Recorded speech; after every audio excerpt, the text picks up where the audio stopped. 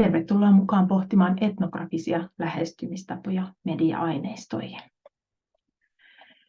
Etnografia on metodologia, joka tutkii ihmiskulttuureita ja niiden monimuotoisuutta ja pyrkii tekemään juurikin niin, että tämä tutkimus tapahtuu siinä heidän omassa kulttuurikontekstissaan. Siten etnografisessa lähestymistavoissa on erityisen tärkeää se, että sitä tutkimusta tehdään niin, että havainnoidaan, huomioidaan sitä vuorovaikutusta, annetaan tilaa näille osallistuville ihmisille.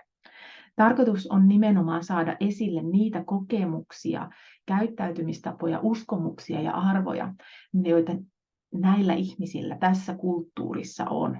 Tutkijan tavoitteena ikään kuin pyrkiä sanoittamaan ja esittämään niitä merkityksiä ja tunnistamaan niitä ja ymmärtämään sitä, miten ihmiset käyttäytyy, miten ihmiset ymmärtää omaa kulttuuriaan, millainen tämä kulttuuri on.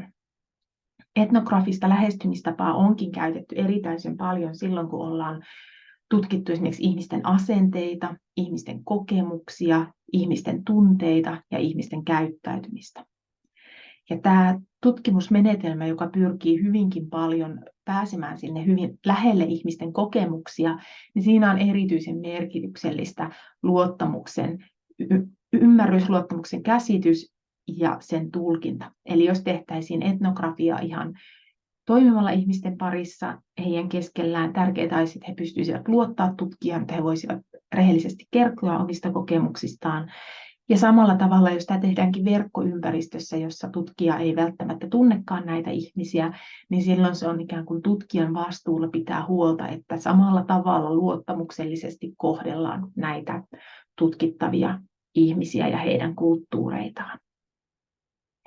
Etnografian historia löytyy 1800-luvun antropologisista käytänteistä, eli antropologia nimenomaan oli tämmöisten kulttuurien vertailevaa tutkimusta, jossa pyrittiin löytämään kulttuurien rakenteita ja ymmärtää erilaisia kulttuureita eri puolilta maailmaa. 1800-luvulla antropologia oli hyvin vahvasti tämmöinen Eurooppa- tai länsimaalaiskeskeinen, jossa matkustettiin ulkopuolisina tutkijoina johonkin kulttuuriin kauemmas Euroopasta, esimerkiksi jonnekin Indonesian saarille tai muihin tämmöisiin muualle kuin eurooppalaiseen kulttuuriin sijoittuvaan kohteisiin, jossa sitten tämä ulkopuolinen tarkkailija ja havainnoi ja pyrki tunnistamaan siitä kulttuurista erilaisia rakenteita ja käytösmalleja ja pohtimaan niiden merkityksiä.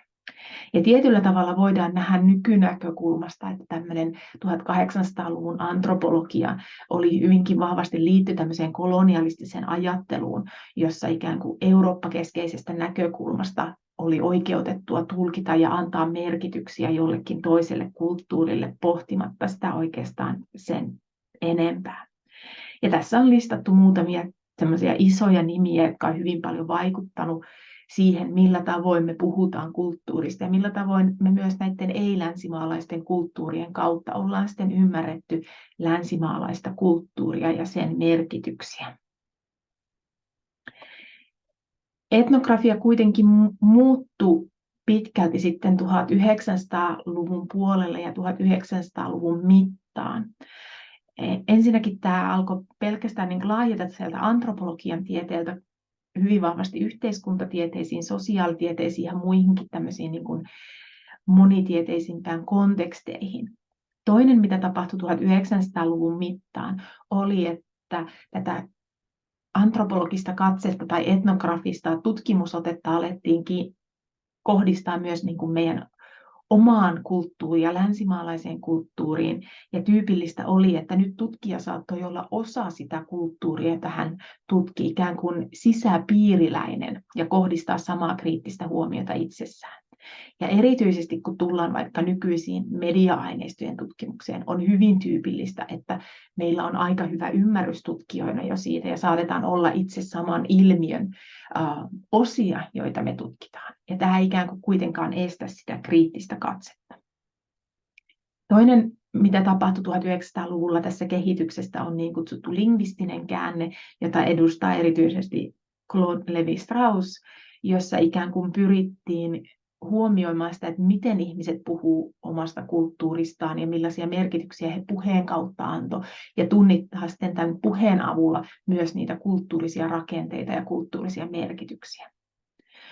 Yhä pidemmälle 1900-luvun mittaan alkoi nousta 70-luvulta asti ehkä erityisesti tämmöinen niin kuin kriittinen naistutkimuksen käänne, jossa alettiin kiinnittää huomiota myös erityisesti tämmöisiin sukupuolittuneisiin kysymyksiin ja asioihin. Ja tätä kautta alkoi nousta myös ikään kuin tämmöisten yhteiskunnallisten rakenteiden ja tämmöisten kielellisten rakenteiden rinnalle myös se, että alettiin pohtimaan ihmistä, miten ihmisten ruumiillisuus vaikuttaa, miten heidän kokemukset vaikuttaa, miten niin tämmöinen affektiivisuus ja tunteet vaikuttaa näihin erilaisiin kulttuurimuotoihin.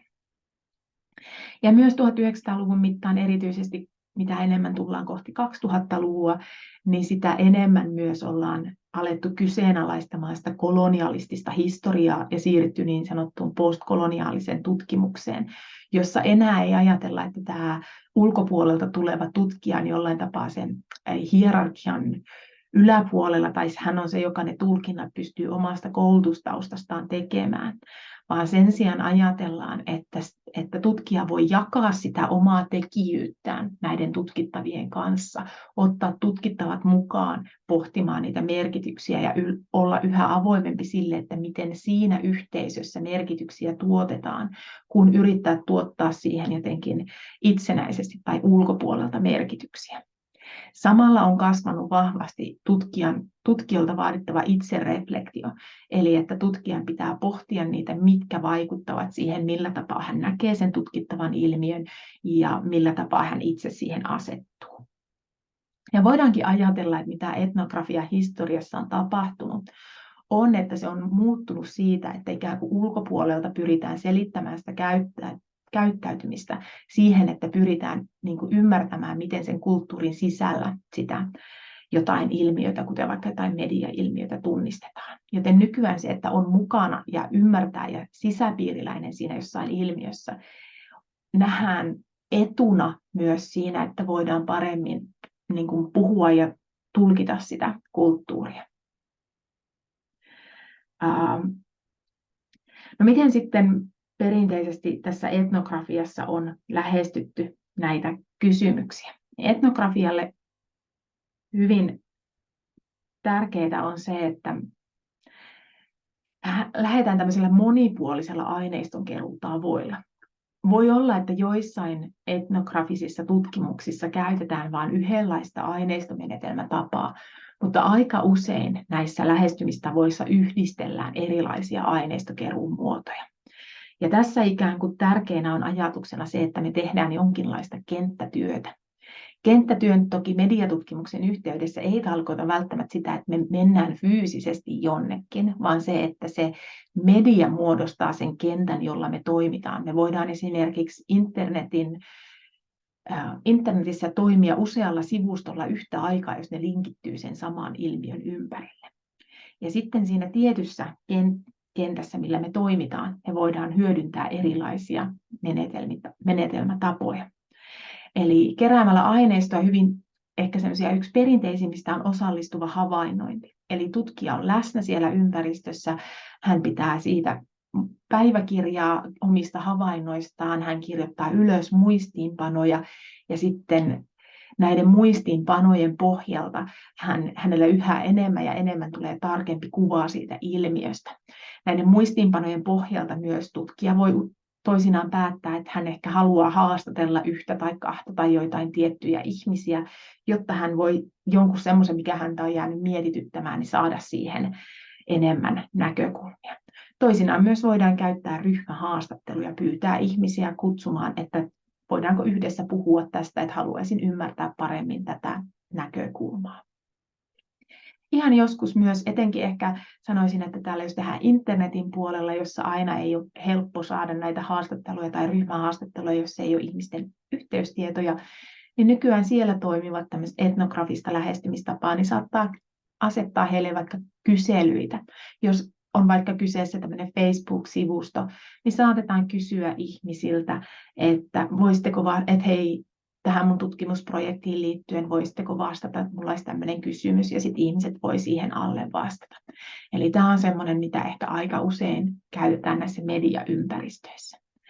Mutta myös tutkija tyypillisesti kerää erilaisia tämmöisiä aineellisia materiaaleja, on se sitten fyysisesti jossain kentällä, jolloin se ikään kuin mediallisuus nousee näiden aineistojen kautta, tai sitten esimerkiksi nimenomaan siellä mediaympäristöstä, eli otetaan näiden havainnointien tueksi erilaisia valokuvia, videoita tai kerätään erilaisia tekstejä ja dokumentteja.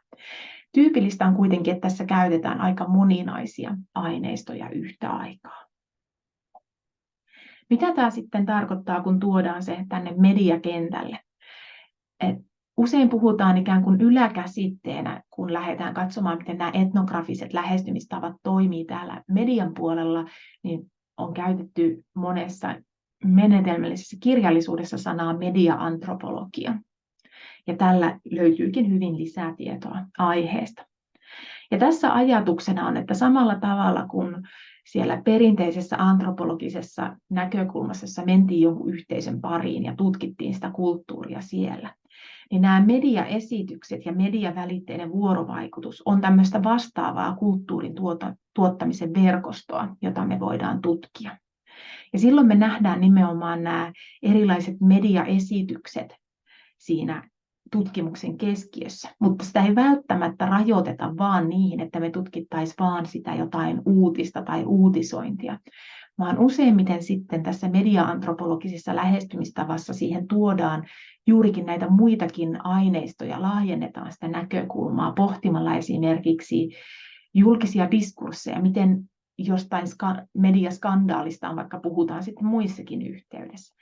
Pohditaan, millaisia toimijoita tähän liittyy, onko jotain käytänteitä, ja saatetaan laajentaa sitä aineistoa hyvin moniin erilaisiin medioihin. Et ei pysytellä vaikka siinä jossain lehdistöuutisessa, vaan laajennetaan myös, miten sosiaalisessa mediassa siitä puhutaan. Lähteekö vaikka poliitikot kommentoimaan sitä heidän omien kanaviensa kautta ja niin päin pois. Ja pohditaan, miten nämä erilaiset toimijat ja heidän mukanaan tuomat käytännöt sit kietoutuu yhteen ja alkaa vaikuttaa siihen kokonaisuuteen. Ja tätä kautta ikään kuin ajatellaankin, että se tutkimuskenttä, kun se ei nyt välttämättä ole mikään fyysinen paikka, mihin tutkija menee, niin se rakentuu vaiheittain sitä mukaan, kun tutkija tekee erilaisia valintoja. Että minulla on tässä nämä Yleisradion uutiset, ja sitten minulla on täällä TikTokissa käyty keskustelu, ja sitten minulla on täällä eduskunnan kyselytunnilla tästä esiin nostettu aihepiiri. Ja sitä kautta sitten se tutkimuskenttä alkaakin muotoutua siellä median erilaisissa konteksteissa ja erilaisten aineistojen parissa. Ja se kietoutuu sen yhden ilmiön tai asian ympärille, jota me halutaan tutkia ja ymmärtää. Ja media-antropologia voidaankin ajatella, että sieltä löytyy tämmöistä 2 erilaista lähestymistapaa, tai sen voi ehkä mieltää tällä tavalla, on muitakin tapoja mieltää, mutta voidaan ajatella, että mikä se median rooli tässä antropologiassa on. Ensinnäkin me voidaan ajatella, että on sellaista media-antropologiaa, jossa se media on osa sitä etnografista tutkimusta, kuten vaikkapa visuaalinen etnografia. Eli tässä tutkija ja tutkittavat ja sen ilmiön ympäriltä käytetään vaikka valokuvien ottamista ja videoiden tekemistä ja esimerkiksi dokumenttielokuvien tekemistä. Ja siten ikään kuin näillä mediallisilla keinoilla pyritään rakentamaan siitä ilmiöstä tietynlaista kuvaa ja kriittisesti pohtimaan sitä, mitä se tarkoittaa. Ja tässä, kun media on osana tällaista tutkimusta, niin se media on toki, se on väline ymmärtää sitä ilmaisua, mutta samalla tai sitä ilmiötä, mutta samalla se ilmiö medioituu, koska näissä myös huomioidaan se, mikä on esimerkiksi valokuvauksen tyypillisiä piirteitä, tai miten me ilmaistaan asioita, kun me videoidaan sitä. Joten ne ikään kuin kietoutuu yhteen sen ilmiön kanssa nämä mediakysymykset. Toinen lähestymistapa on sitten fokusoida erityisesti näihin mediaesityksiin ja tutkia niitä osana kulttuurisia ilmiöitä. Tutkia esimerkiksi, miten joku tietty yhteisö toimii vaikka internetin jossain alakulttuureissa, tai tutkia, miten joku asia ilmenee erilaisissa mediayhteyksissä. Tai vaikka miten mediaa käytetään ja siten niin kuin ikään kuin löytää niitä, millaisia suhtautumisia ihmisillä on medioihin. Ja tätä voidaan tehdä yhdessä tutkittavien kanssa, tai sitten tutkija voi käyttää myös itse itseään tässä autoetnografian lähestymistapojen mukana. Ja näihin sitten tutustuttekin tällä kurssilla niiden yhdessä käsiteltävien esitelmien kautta. Ja tässä lopuksi on vielä joitain lähteitä, mitä itse olen käyttänyt tässä tämän lyhyen esittelyn pohjana, joihin voi tutustua.